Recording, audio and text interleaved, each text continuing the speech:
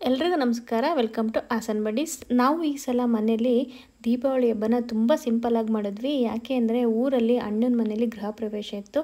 ಹಾಗಾಗಿ ಮಧ್ಯಾಹ್ನನೇ ಹೊರಟ್ಬಿಟ್ವಿ.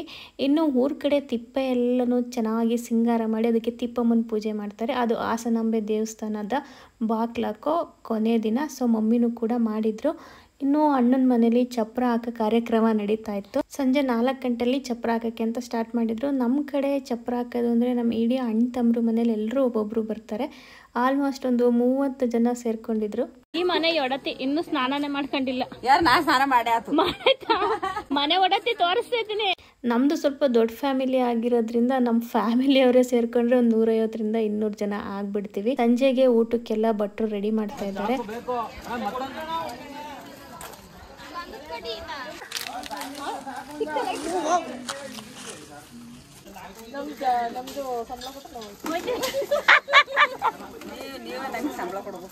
ಈಗ ಬಂದು ಬರ್ಲಿಡ್ಕೊಂಡು ಈಗ ಅಲ್ಲಾಡ್ಸ್ತಾ ಇದೀವಿ. ಪಾಪ ನಮ್ಮ ಅದಕ್ಕೆ ಕಷ್ಟಪಟ್ಟು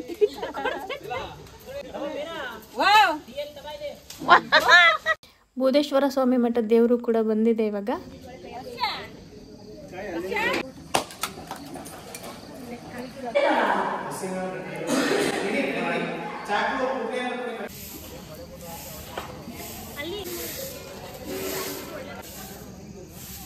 ಅಮಿತ್ ನಾನು ವಿಡಿಯೋ ನೋಡ್ಕೊಂಡು ಪಟಾಕಿ ತರಕೋ ಇದ್ನಂತಲ್ಲ, ಇಂದ ಬರ್ತಾ ಇಲ್ಲ, ಲೈಟ್ ಇಲ್ವಲ್ಲ.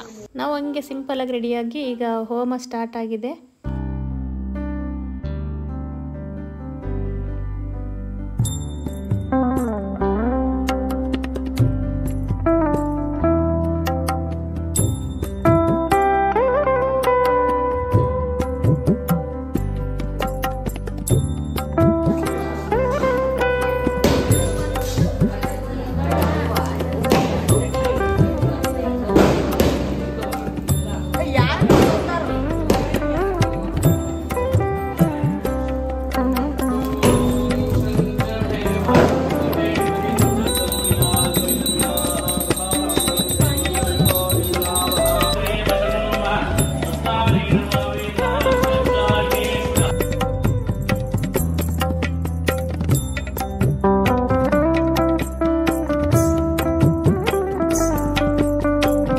ಹೋಮ ಎಲ್ಲ ಮುಗೀತು. ಬೆಳಗ್ಗೆ ಇನ್ನು ಹಾಲು ಕುಸುವಾಗ ಗಂಗೆ ಮೊದಲು ತಂದು ಪೂಜೆ ಮಾಡಬೇಕಲ್ಲ. ಆ ಗಂಗಾ ಪೂಜೆ ಮಾಡೋದಕ್ಕೆ ಚಿಗ್ನಿ ಮತ್ತು ಟಮಟ ತುಂಬ ಇಂಪಾರ್ಟೆಂಟು. ಅದೆರಡು ಇಲ್ಲದೇ ಗಂಗೆ ಪೂಜೆ ಮಾಡೋದೇ ಇಲ್ಲ ಅಲ್ವಾ. ನಮ್ಮ ಅತ್ತಿಗೆಯವರಿಬ್ರು ಚಿಗ್ನಿ ಮತ್ತು ಟಮಟ ಮಾಡ್ತಾ ಇದ್ದಾರೆ. ನಮ್ಮ ಸಂತೂರ್ ಮಮ್ಮಿ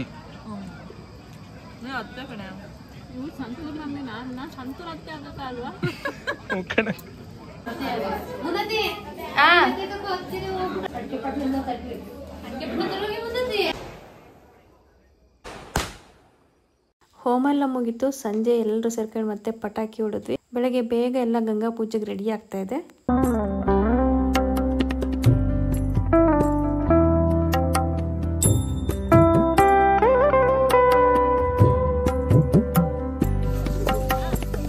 ಇನ್ನು ಊರಲ್ಲಿ ಗ್ರಾಮ ದೇವತೆ ಬಿಟ್ಬಿಟ್ಟು ಯಾರೂ ಗೃಹ ಪ್ರವೇಶ ಮಾಡಲ್ಲ.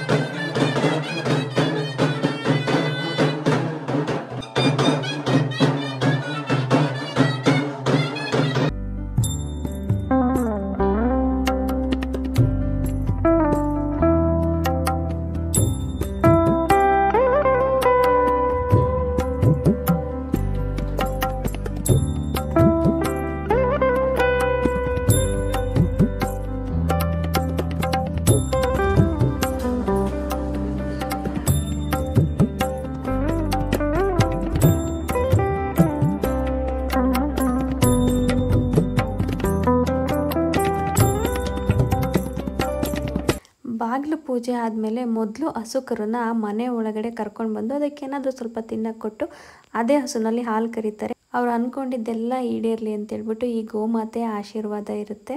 ಈ ಕಾಮಧೇನು ಒಂದು ಸಲ ಒಳಗಡೆ ಬಂದು ಅದು ನಿಂತ್ಕೊಂಡು ಏನಾದರೂ ತಿಂದು ನೆಮ್ಮದಿಯಿಂದ ಹಾಲು ಕೊಟ್ಟರೆ ಆ ಮನೆ ಪರಿಪೂರ್ಣ ಅಂತೇಳ್ಬಿಟ್ಟು ಹೇಳ್ತಾರೆ. ಅಂದರೆ ನನಗೆ ತಿಳಿದಿರೋದಿಷ್ಟು, ಇದ್ರ ಬಗ್ಗೆ ನಿಮಗೂ ಹೆಚ್ಚಿಗೆ ತಿಳಿದಿದ್ರೆ ದಯವಿಟ್ಟು ನನಗೆ ತಿಳಿಸ್ಕೊಡಿ. ಗೋಮಾತೆ ಪೂಜೆ ಮುಗಿದ್ಮೇಲೆ ಗಂಗೆ ಎಲ್ಲ ಒಳಗಡೆ ತಂದು ಪೂಜೆ ಮಾಡಿ ಇನ್ನು ಆಲುಕ್ಸೋ ಕಾರ್ಯಕ್ರಮ ನಡೀತಾ ಇದೆ.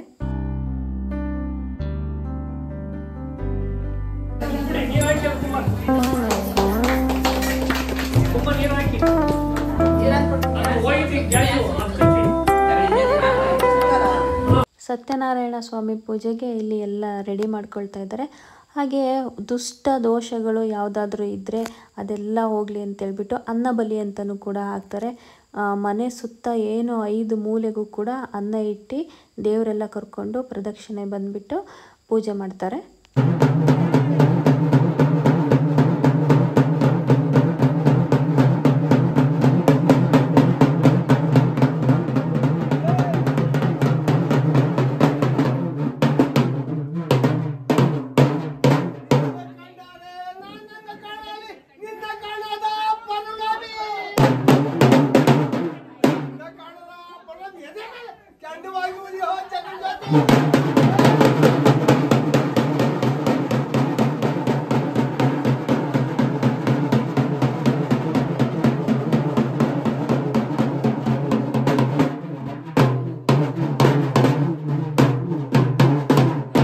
ಬೆಳಗ್ಗೆ ಪೂಜೆ ಎಲ್ಲ ಮುಗೀತು. ಈಗ ಸತ್ಯನಾರಾಯಣ ಸ್ವಾಮಿ ಪೂಜೆ ಸ್ಟಾರ್ಟ್ ಆಗಿದೆ.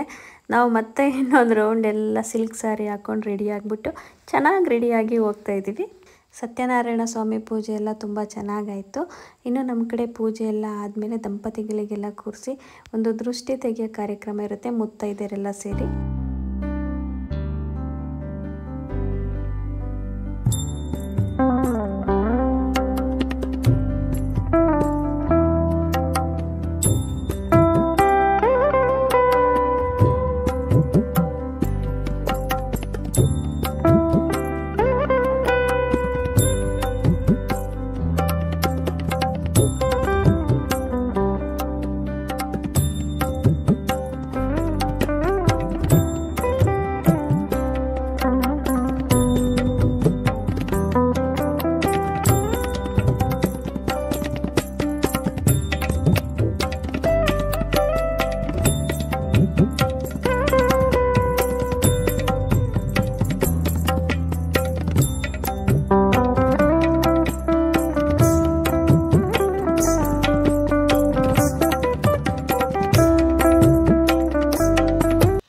ತುಂಬ ಚೆನ್ನಾಗಾಯಿತು. ನಮ್ಮ ಅನಂತಣ್ಣ ಮೀನದಕ್ಕೆ ಅಂತೂ ತುಂಬ ಖುಷಿಯಾಗಿದ್ದರು.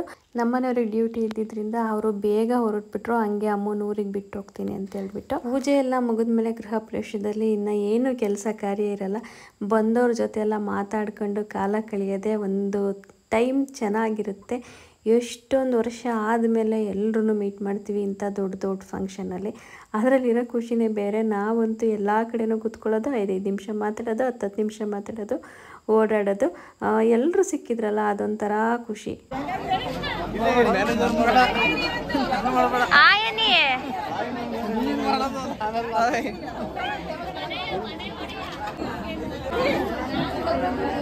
ನೀವು ಎಲ್ರು ಬೇಕಂತೆ.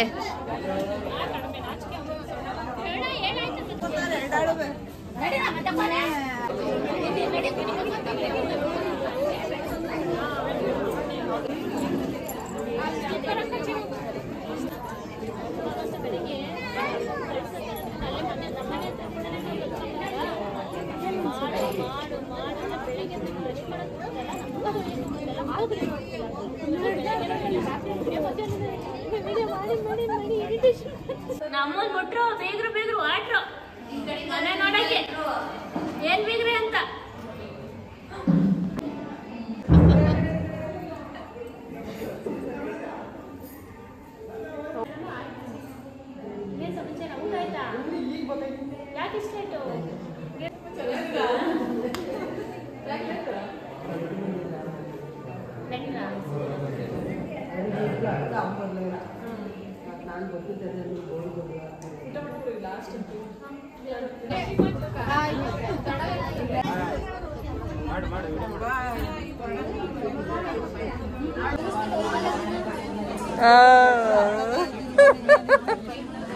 ಇದಾಕು, ಇದಾಕ್ಲಿಲ್ಲ ಅಂದ್ರೆ ಚೆನ್ನಾಗಿರಲ್ಲ. ಇನ್ನೊಂದು ವಿಡಿಯೋ ಮಾಡಲ್ಲ.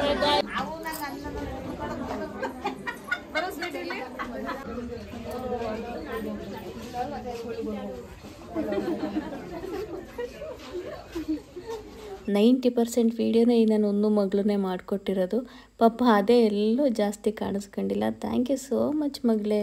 ಬೂದೇಶ್ವರ ಸ್ವಾಮಿ ಮಠದ ದೇವ್ರನ್ನ ಕಳಿಸ್ಕೊಟ್ಟಾಯಿತು. ಗ್ರಾಮ ದೇವತೆನ ಅವತ್ತಿನ ಸಂಜೆನೇ ಕಳಿಸ್ಕೊಡ್ತಾರೆ. ಆರತಿ ಮಾಡಿ ಮಡ್ಲು ದುಂಬಿ ಅರಿಶಿನ ಕುಂಕುಮ ಎಲ್ಲ ಕೊಟ್ಟು ಒಂದು ಹೆಣ್ಮಗಳನ್ನ ಹೇಗೆ ಮನೆಯಿಂದ ಹೋಗುವಾಗ ಕಳಿಸ್ಕೊಡ್ತಾರೆ ಅದೇ ರೀತಿ ಕಳಿಸ್ಕೊಟ್ರು.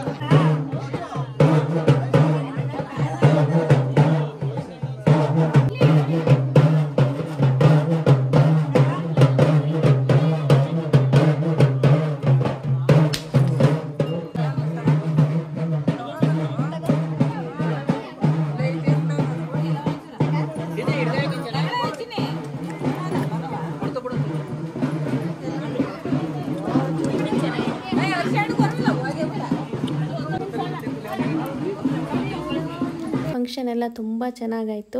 ಆವಾಗ ಸ್ವಲ್ಪ ಮನೆಯದು ನೇಮ್ ಎಲ್ಲ ವೀಡಿಯೋ ಮಾಡ್ಕೊಳಕ್ಕಾಗಿರಲಿಲ್ಲ.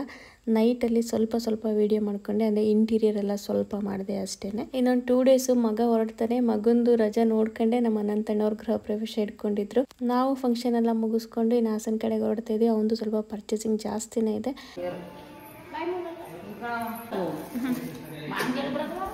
ಊರಲ್ಲಿ 2 ದಿನ ಹೇಗೆ ಹೋಯ್ತು ನಮಗಂತೂ ಗೊತ್ತೇ ಆಗಲಿಲ್ಲ. ನಮ್ಮ ಗೃಹ ಪ್ರವೇಶದ ವಿಡಿಯೋನ ಇಲ್ಲಿಗೆ ಮುಗಿಸ್ತಾ ಇದ್ದೀನಿ. ಧನ್ಯವಾದಗಳು.